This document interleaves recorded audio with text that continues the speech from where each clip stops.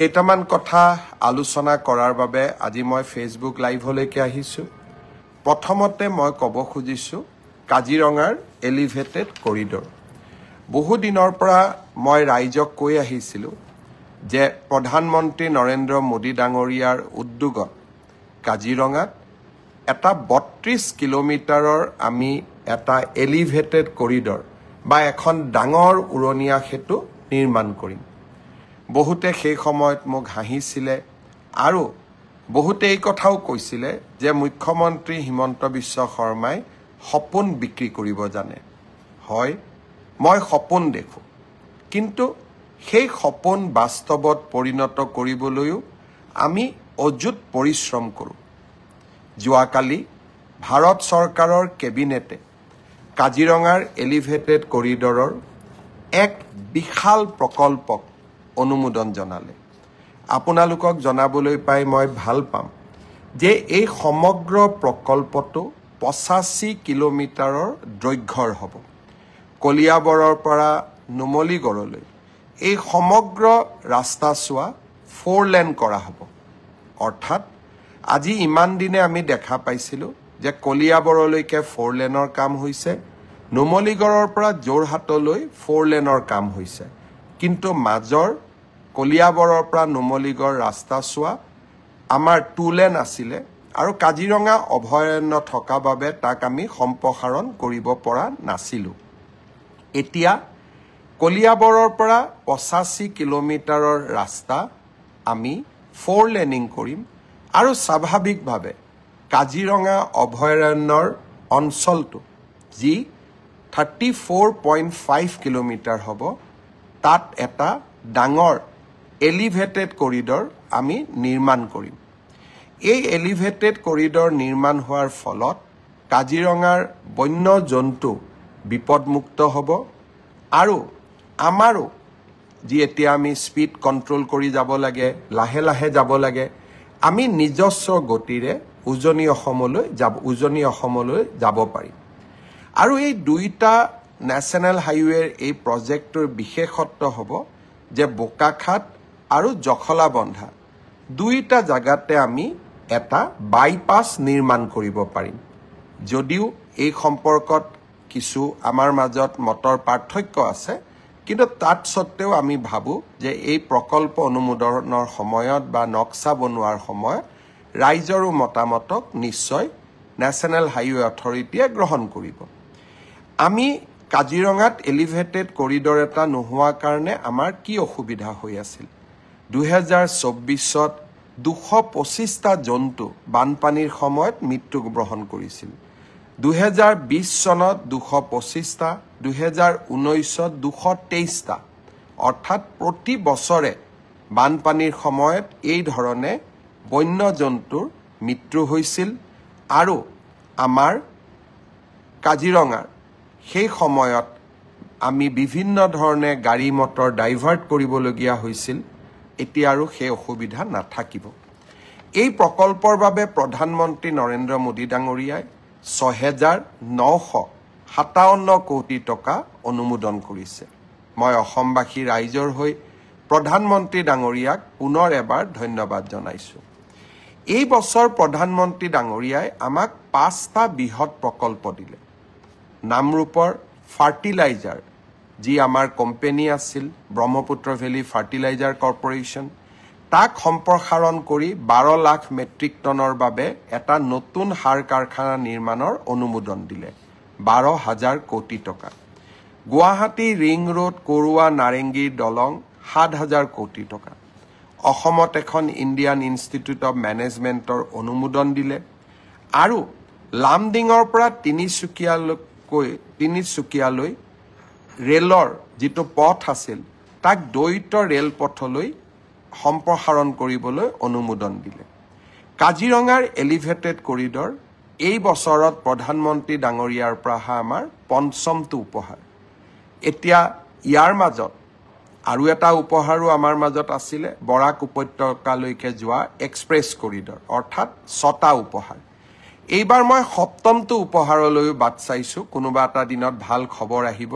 সেয়া হ'ল গোলাঘাট আৰু গহপুৰৰ মাজত টানেল বা সুৰংগ নিৰ্মাণৰ অনুমোদন। এই কাজিৰঙা এলিভেটেড কৰিডৰৰ সমান্তৰালভাৱে মই আৰু এটা ভাল খবৰ মাজুলীবাসী ৰাইজক জনাব খুজিছোঁ। অৱশেষত মাজুলী অৰ্থাৎ কমলাবাৰী নিমাতী ঘাটৰ ওপৰত নিৰ্মাণৰত দলঙৰ টেণ্ডাৰ প্ৰক্ৰিয়া সমাপ্ত হ'ল আৰু ইতিমধ্যে মাজুলীত দলং নিৰ্মাণ কৰি থকা প্ৰতিষ্ঠানটোৱে এই নতুন দলং নিৰ্মাণৰ বাবে দায়িত্ব পাবলৈ সক্ষম হৈছে। প্ৰতিষ্ঠানটোৰ মই নাম ল'ব খোজা নাই, ব্যক্তিগত প্ৰতিষ্ঠান, কিন্তু তেওঁলোক ইতিমধ্যে মাজুলীত আন দুখন দলং বনোৱাৰ বাবে কৰ্মৰত হৈ আছে। সেয়েহে মাজুলীৰ ৰাইজে নিশ্চয় অহা দুমাহমানৰ ভিতৰতেই দলঙৰ কাম নতুনকৈ নিৰ্মাণ হোৱা দেখা পাব আৰু তেওঁলোকে ছাইট আদিও অহা এমাহৰ ভিতৰতে গ্ৰহণ কৰিব বা ছাইট আদিৰ দায়িত্ব ল'ব। মাজুলীৰ বাবেও এয়া সুখবৰ। তৃতীয়টো সুখবৰ যোৱাকালি আমি পালোঁ মাননীয় গৃহমন্ত্ৰী অমিত শ্বাহ ডাঙৰীয়াৰ পৰা। ৰাজ্যত বানপানী নিয়ন্ত্ৰণৰ বাবে আমাৰ ৱেটলেণ্ডসমূহক অৰ্থাৎ ডাঙৰ ডাঙৰ বিলসমূহক আমি একোটা ৰিজাৰ্ভিয়ৰ, পানীৰ ডাঙৰ ৰিজাৰ্ভিয়ৰলৈ ৰূপান্তৰ কৰিব পাৰোঁ নেকি? গৃহমন্ত্ৰী অমিত শ্বাহ ডাঙৰীয়াই অসমত তেনে 50টা ৰিজাৰ্ভিয়ৰ অৰ্থাৎ আমাৰ ৱেটলেণ্ডসমূহক ৰিজুভিনেশ্যনৰ বাবে পৰামৰ্শ দিছিল। তেখেতৰ আইডিয়া হ'ল যে বাৰিষাত যেতিয়া ব্ৰহ্মপুত্ৰত পানী হ'ব, যেনেকৈ আজি আমি দীপৰ বিলত বহুত পানী সঞ্চয় কৰোঁ, তেনেকৈ ৱেটলেণ্ডবিলাকত আমি পানী সঞ্চয় কৰিম আৰু যেতিয়া বাৰিষা নাথাকিব এই ৱেটলেণ্ডসমূহক আমি জীৱন্ত বা প্ৰাণৱন্ত কৰিও ৰাখিব পাৰিম। আমাৰ জলসম্পদ বিভাগে যি প্ৰস্তাৱ আগবঢ়াইছিল 15টা এনে ৰিজাৰ্ভিয়াৰক শক্তিশালী কৰিবৰ বাবে যোৱাকালি কেন্দ্ৰীয় গৃহমন্ত্ৰী ডাঙৰীয়াই 692 কোটি টকাৰ অনুমোদন জনাইছে। মেঘালয়ৰ পৰা অহা পানী আমাৰ গুৱাহাটীৰ জুৰিপাৰ আদি অঞ্চলক বহুত ক্ষতি কৰি আহিছে। এই পানী শিলখাকুলৈ ডাইভাৰ্ট কৰিবৰ বাবে আন এটা প্ৰকল্পও যোৱাকালি গৃহমন্ত্ৰী ডাঙৰীয়াই অনুমোদন জনাইছে, য'ত 200 কোটি টকা ব্যয় কৰা হ'ব। আনহাতে বানপানীৰ সময়ত হোৱা ক্ষতি দূৰ কৰিবৰ বাবে 1200 কোটি টকাৰো আন এটা অনুমোদন যোৱাকালি কেন্দ্ৰৰ গৃহ মন্ত্ৰালয়ে আগবঢ়াইছে। মই ভাবোঁ এইসমূহ ৰাজ্যখনৰ বাবে এক সুখৰ বতৰা আৰু আমি এনেকৈ উন্নয়নমূলক আৰু বিকাশৰ কৰ্মৰাজিৰে আমাৰ ৰাজ্যখনক ভাৰতবৰ্ষৰ শ্ৰেষ্ঠতম ৰাজ্যলৈ ৰূপান্তৰ কৰিম। ইতিমধ্যে অসমত উদ্যোগীকৰণৰো প্ৰচেষ্টা সমান্তৰালভাৱে আৰম্ভ হৈছে। আমি আশা কৰোঁ যে এই গোটেই প্ৰকল্পসমূহৰ দ্বাৰা আমি অসমক এখন বিকশিত ৰাজ্যলৈ ৰূপান্তৰ কৰিব পাৰিম। যোৱা মোৰ ফেচবুক লাইভত কোন পৰীক্ষাৰ কেতিয়া ৰিজাল্ট দিব নিযুক্তিৰ বিষয়ে মই আপোনালোকক উল্লেখ কৰিছিলোঁ। পুলিচ কনিষ্টবলৰ ক্ষেত্ৰত থকা নিষেধাজ্ঞা যাতে উচ্চতম ন্যায়ালয়ে উঠাই লয়, অহা 8 তাৰিখে উচ্চতম ন্যায়ালয়ত আমি ভেকেটিং পিটিশ্যন আমি আগবঢ়াম। মই বিশ্বাস কৰোঁ যে ন্যায়ালয়ত আমি ন্যায়ালয়ৰ নিষেধাজ্ঞা প্ৰত্যাহাৰ কৰাবলৈ সক্ষম হ'ম। যোৱা ফেচবুক লাইভত কোৱা মতে নিৰ্দিষ্ট দিনত এতিয়া পৰীক্ষাৰ ফলাফলসমূহ ঘোষণাৰ প্ৰক্ৰিয়া আৰম্ভ হ'ব। 2-এজন প্ৰাৰ্থীয়ে মোক কৈছিলে যে LP আৰু ME লিষ্টত PG আৰু গ্ৰেজুৱেট, পোষ্ট গ্ৰেজুৱেট আৰু গ্ৰেজুৱেট টিচাৰ পোৱা বহুতৰ নাম সন্নিৱিষ্ট হৈ আছে। আমি নিশ্চিত কৰিম যাতে পোষ্ট গ্ৰেজুৱেট আৰু গ্ৰেজুৱেট টিচাৰত যিসকল নিযুক্তি হ'ব তেওঁলোকৰ নাম যাতে LP বা ME লিষ্টত নাহে, অৰ্থাৎ যি ডাবল এপইণ্টমেণ্টৰ যিটো অভিযোগ থাকে তাক যাতে আমি বহু পৰিমাণে ৰোধ কৰিব পাৰোঁ। আৰু সেই বিষয়ে ইতিমধ্যে বিভাগৰ বিষয়াসকলক মই স্পষ্ট নিৰ্দেশ দিছোঁ। এই মাহত অসমত 35,000 যুৱকৰ নিযুক্তি হ'ব, অৰ্থাৎ 35,000 নিকা নিযুক্তিৰে 35,000 পৰিয়ালৰ মুখলৈ হাঁহি বিৰিঙাব। অহা 7 তাৰিখে অৰুণোদয় তৃতীয় এই আঁচনিৰ হিতাধিকাৰীসকলৰো পুঁজি আমি হস্তান্তৰ কৰিম। বড়োলেণ্ড টেৰিটৰিয়েল এৰিয়াক বাদ দি সমগ্ৰ অসমৰ 30 লাখ অৰুণোদয় হিতাধিকাৰীয়ে 7 তাৰিখে 1250 টকাকৈ নিজৰ বেংক একাউণ্টত লাভ কৰিব। বহুদিনীয়া প্ৰতীক্ষাৰ অন্ত হ'ব। আমি ইয়াৰ পিছত আৰু এটা আঁচনি হাতত লৈছোঁ অৰুণোদয় হিতাধিকাৰী পৰিয়ালৰ বাবে, যে তেখেতসকলে যেতিয়াই গেছৰ নতুন চিলিণ্ডাৰ কিনিব তেতিয়াই আমি তেওঁলোকক 250 টকা ৰাজসাহাৰ্য দিম। অৰুণোদয় হিতাধিকাৰীসকলক ইতিমধ্যেই আমি গেছৰ কানেকশ্যনৰ নম্বৰ বিচাৰি প্ৰপত্ৰ প্ৰেৰণ কৰিছোঁ। আপোনালোকে সেই প্ৰপত্ৰ পূৰ্ণ কৰি আমাক সোনকালে উভতাই দিয়ক। প্ৰতিশ্ৰুতি অনুসৰি অহা 1 নৱেম্বৰৰ পৰা আমাৰ ৰেচন দোকানসমূহত বিনামূলীয়া চাউলৰ লগতে আমি দালি, নিমখ আৰু চেনিও কম মূল্যত বিতৰণ কৰা আৰম্ভ কৰিম। ইয়াৰ সমান্তৰালভাৱে মহিলা উদ্যমিতা আঁচনিৰো পুঁজি বিতৰণৰ কাম চলি আছে। অহাকালি মই বিশ্বনাথ চাৰিআলিত যাম আৰু মহিলা উদ্যমিতা আঁচনিৰ পুঁজি বিতৰণ কৰিম। ঠিক সেইধৰণে তিনিচুকীয়া আৰু ডিব্ৰুগড়, জোনাই এই তিনিওটা সমষ্টিতে মই এই 10 তাৰিখৰ ভিতৰত যোৱাৰ বাবে পৰিকল্পনা কৰিছোঁ, যাতে বিশ্বনাথ, তিনিচুকীয়া, ডিব্ৰুগড় আৰু জোনাই এই 4টা সমষ্টিতে মহিলা উদ্যমিতা আঁচনিৰ পুঁজি 10 তাৰিখৰ আগতে আমি বিতৰণ কৰিব পাৰোঁ। সমান্তৰালভাৱে আমি আন সমষ্টিসমূহতো এনেকৈ মহিলা উদ্যমিতা আঁচনিৰ পুঁজি বিতৰণৰ কাম আমি হাতত ল'ম। শ্ৰদ্ধাৰ ৰাইজ, অসমৰ চাৰিওফালে উন্নয়ন আৰু বিকাশৰ এটা নতুন বাতাবৰণ সৃষ্টি হৈছে। আমাৰ ৰাজ্যখন আজি ভাৰতবৰ্ষৰ শক্তিশালী ৰাজ্যসমূহৰ ভিতৰত এখন অন্যতমত পৰিণত হৈছে। কিন্তু আমাৰ ৰাজ্যখনৰ এই বিকাশৰ গতিয়ে কিছু মানুহক যেন ঈৰ্ষান্বিত কৰি তুলিছে। আমাৰ ৰাজ্যখনৰ ভিতৰৰ পৰাই এচাম ব্যক্তিয়ে আমাৰ ৰাজ্যখনক কৰবাত নহয় কৰবাত দুৰ্বল কৰি দিয়াৰ ষড়যন্ত্ৰত লিপ্ত হৈছে।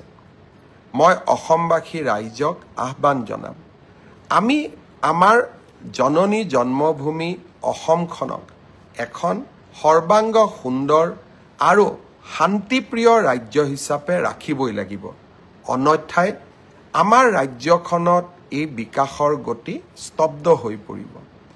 যোৱা ফেচবুক লাইভত মই এটা কথা উল্লেখ কৰিছিলোঁ যে আমি সকলো জুবিন গাৰ্গৰ অনুৰাগী। কোনোবা এজনে ভাবিব পাৰে যে মই বেছি ডাঙৰ অনুৰাগী, কোনোবা এজনে ভাবিব পাৰে যে মোতকৈ আৰু ডাঙৰ অনুৰাগী কোনো নাই। কিন্তু প্ৰকৃত সত্যটো হ'ল যে প্ৰতিগৰাকী অসমবাসীয়েই জুবিনৰ অনুৰাগী। আমি কোনো বেছি নহয়, কোনো কম নহয়। আৰু বহু ক্ষেত্ৰত মই ভাবোঁ যে জুবিনৰ মৃত্যু, জুবিনৰ হত্যা, জুবিনৰ মৃত্যু, জুবিনৰ দুখজনকভাৱে জুবিন আমাৰ মাজৰ পৰা আঁতৰি যোৱা, এই ঘটনাই প্ৰতিজনকে কৰবাত নহয় কৰবাত আমাৰ অন্তৰ আত্মাক আঘাত দিছে। আৰু এজন জুবিনৰ অনুৰাগী হিচাপে মই তাৰ ব্যতিক্ৰম নহয়। আৰু সেয়েহে এটা দিনৰ ভিতৰতে ছিংগাপুৰত পষ্টমৰ্টেম কৰি দিল্লীলৈকে তেখেতৰ পাৰ্থিৱ শৰীৰ লৈ অহা, দিল্লীৰ পৰা অসমলৈ লৈ আহি তেখেতক লাখ লাখ ৰাইজৰ দৰ্শনৰ বাবে পাৰ্থিৱ শৰীৰক সুৰক্ষিত কৰি ৰাইজৰ দৰ্শনৰ বাবে মুকলি কৰি দিয়া, আৰু শেষত সোণাপুৰত এক সুন্দৰ স্থানত তেখেতক বিদায় দিয়া, এই সমগ্ৰ প্ৰক্ৰিয়াটোত মই অসমৰ মুখ্যমন্ত্ৰী হিচাপে নহয়, জুবিনৰ এজন অনুৰাগী হিচাপে নিজকে নিয়োগ কৰিছিলোঁ। যোৱা ফেচবুক লাইভত মই ৰাইজক প্ৰতিশ্ৰুতি দিছিলোঁ যে জুবিনক ন্যায় দিয়াৰ দায়িত্ব ৰাজ্য চৰকাৰৰ, আৰু ৰাজ্য চৰকাৰে সেই দায়িত্ব নিষ্ঠাৰে সৈতে পালন কৰিব। আৰু আপোনালোকে দেখিলে ইয়াৰ ভিতৰতে আমি এই ঘটনাৰ লগত জড়িত বুলি সন্দেহ কৰা শ্যামকানু মহন্ত, সিদ্ধাৰ্থ শৰ্মা, শেখৰজ্যোতি ভূঞা, অমৃতপ্ৰভা মহন্ত আটাইকে আমি গ্ৰেপ্তাৰ কৰিলোঁ আৰু 14 দিনৰ বাবে পুলিচৰ ৰিমাণ্ড ল'বলৈ সক্ষম হ'লোঁ। সাধাৰণতে কোনো ন্যায়ালয়ে 14 দিন পুলিচ ৰিমাণ্ড নিদিয়ে। এই ক্ষেত্ৰত আমাৰ প্ৰচেষ্টাই এটা ব্যতিক্ৰমী ৰূপ ল'লে। প্ৰথমবাৰৰ বাবে আমি কোনোবা এজন অভিযুক্তৰ বিৰুদ্ধে 14 দিনৰ পুলিচৰ ৰিমাণ্ড ল'বলৈ সক্ষম হৈছোঁ। যিসকল অধিবক্তা আছে তেওঁলোকে জানে আদালতে 3 দিন 4 দিন কৰি ৰিমাণ্ড দিয়ে, কিন্তু একেলগে আমি 14 দিনৰ ৰিমাণ্ড ল'বলৈ সক্ষম হ'লোঁ। এতিয়া আমাৰ অপেক্ষা ছিংগাপুৰত থকা অসমীয়া লোকসকলে যাতে আমাৰ তদন্ত প্ৰক্ৰিয়াত আহি সহযোগিতা কৰে, আৰু তেখেতসকলে যদি এই তদন্ত প্ৰক্ৰিয়াত সহযোগ নকৰে আমি তেখেতসকলৰ বিৰুদ্ধেও আমি কঠোৰ হ'ম। বহুতৰ প্ৰশ্ন আছিলে যে ছিংগাপুৰত পোষ্টমৰ্টেম হ'ব, ৰিপৰ্ট পাম নে নাপাম। যোৱাকালি জুবিনৰ পত্নী গৰিমা গাৰ্গৰ হাতত আমি ছিংগাপুৰৰ পোষ্টমৰ্টেম ৰিপৰ্টটো তুলি দিছোঁ। গুৱাহাটী মেডিকেল কলেজত হোৱা পোষ্টমৰ্টেমৰ ৰিপৰ্টো অহাকালি আমি জুবিনৰ পত্নী গৰিমাৰ হাতত তুলি দিম। পোষ্টমৰ্টেম ৰিপৰ্টটো গুৱাহাটীৰ পোষ্টমৰ্টেম ৰিপৰ্ট ৰাজহুৱা কৰিব নকৰিব সেই সিদ্ধান্ত আমি গৰিমাৰ ওপৰত এৰি দিম। আমি গৰিমাৰ ওচৰত বা গৰিমাৰ হাতত আমি পোষ্টমৰ্টেম ৰিপৰ্ট গতাই দিম আৰু আমি আদালতকো এই পোষ্টমৰ্টেম ৰিপৰ্ট আমি গতাই দিম। আপোনালোকক জনাবলৈ পাই মই সুখী হৈছোঁ যে জুবিনক ন্যায় দিয়াৰ ক্ষেত্ৰত আমি আৰু এটা ডাঙৰ কাম কৰিবলৈ সক্ষম হৈছোঁ। ন্যায়িক তদন্ত প্ৰথমবাৰৰ বাবে গুৱাহাটী উচ্চ ন্যায়ালয়ৰ মাননীয় মুখ্য ন্যায়াধীশগৰাকীক আমি আহ্বান জনাইছিলোঁ যে জুবিন গাৰ্গৰ মৃত্যুৰ তদন্ত কৰিবলৈ এখন জুডিচিয়েল কমিশ্যন ন্যায়িক আয়োগ গঠন কৰিব লাগে, আৰু এই ন্যায়িক আয়োগত ৰিটায়াৰ্ড জাজ নহয়, অৱসৰপ্ৰাপ্ত ন্যায়াধীশ নহয়, হাইকোৰ্টৰ বৰ্তমান ন্যায়াধীশ এজনক নিযুক্তি দিব লাগে।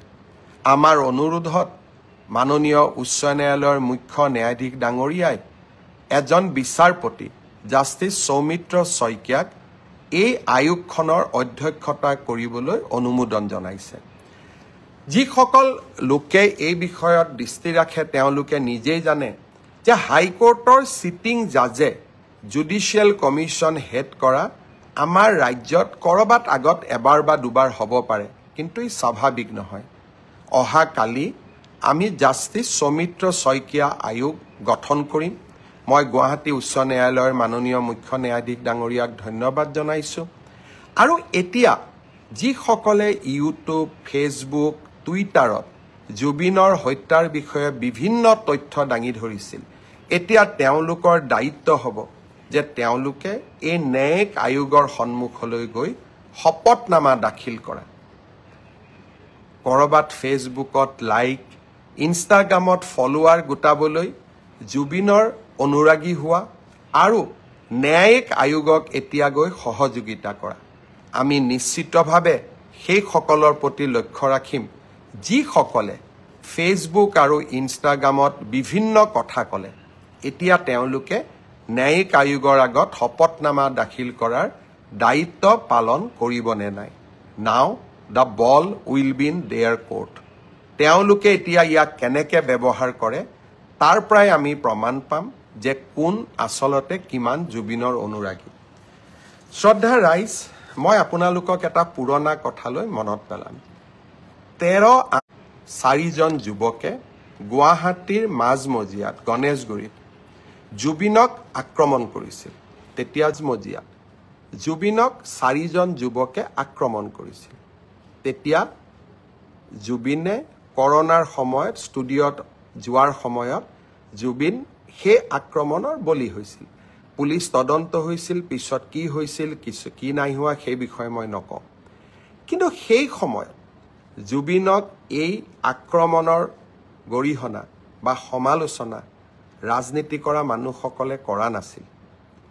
কা আন্দোলনৰ সময়ত জুবিনে আমাক বিৰোধিতা কৰিছিল, কিন্তু সেই সময়তো এই ঘটনাৰ নিন্দা কৰি মই দিয়া দীঘলীয়া টিভিৰ ইণ্টাৰভিউ এটা মই ফেচবুকত আপলোড কৰিম আপোনালোকে শুনিব আৰু তেতিয়া আপোনালোকে গম পাব যে আৰু সেই কাৰণে সেই সময় জুবিনৰ জীৱিত অৱস্থাত জুবিনৰ নিৰাপত্তা আৰু জুবিনক এক প্ৰকাৰ কেনেকৈ অসমীয়াই সন্মান জনাব লাগে সেই বিষয়ে মোৰ আগবঢ়োৱা বক্তব্য আপোনালোকে মই আপলোড কৰা ভিডিঅ'টোৰ পৰা চাই বুজিব পাৰিব এতিয়া প্ৰশ্ন হৈছে যে জুবিনৰ হত্যাৰ বা জুবিনৰ মৃত্যুৰ তদন্তক বিপথে পৰিচালিত কৰিবৰ বাবে আমাৰ মাজত কিছুমানে প্ৰচেষ্টা চলাইছে নেকি জুবিনৰ মৃত্যুৰ সুযোগ লৈ সিদিনাখন গুৱাহাটী মহানগৰীত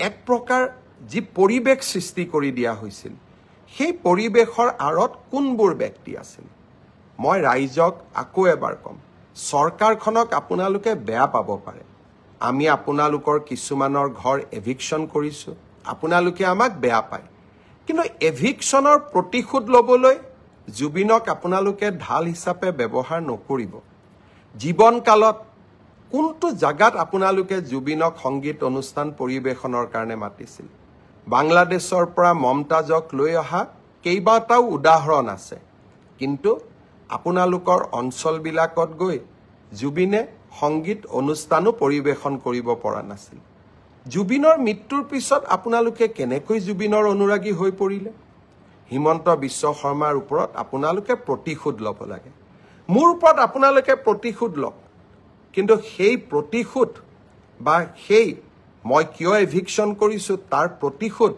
আপোনালোকে জুবিনৰ নাম লৈ নকৰিব ৰাজনীতি আমিও কৰো আমিও বুজি পাওঁ আপোনালোকে যদি জুবিনক ইমানেই মৰম কৰিছিল জীৱনকালত জুবিনৰ মমতাজৰ পৰিৱৰ্তে জুবিন গাৰ্গক কিয় মতা নাছিল অনুষ্ঠান পৰিবেশনৰ কাৰণে আৰু 2020 চনত 13 তাৰিখে যেতিয়া জুবিনৰ ওপৰত আক্ৰমণ হৈছিল তেতিয়াতো আপোনালোকে ফেচবুকত লিখা নাছিলে আজি এভিকশ্যনত বিজেপি আপোনালোকক এভিকশ্যন কৰিছে বিজেপিৰ ওপৰত প্ৰতিশোধ ল'ব লাগে আৰু তাৰ কাৰণে আপোনালোকে জুবিনৰ দুখজনক মৃত্যুক এডাল অস্ত্ৰ হিচাপে ব্যৱহাৰ কৰিব তাক কেতিয়াও আমি মানি ল'ব নোৱাৰো শ্ৰদ্ধাৰ ৰাইজ কোনবোৰ ব্যক্তি আজি সক্ৰিয় হৈ আছে আপোনালোকে এই ফটোখন চাওক বিমানবন্দৰত যেতিয়া আমি শ্যামকানু মহন্তক গ্ৰেপ্তাৰ কৰি লৈ আহিছিলো এইখন আছিল তেখেতৰ প্ৰকৃত ছবি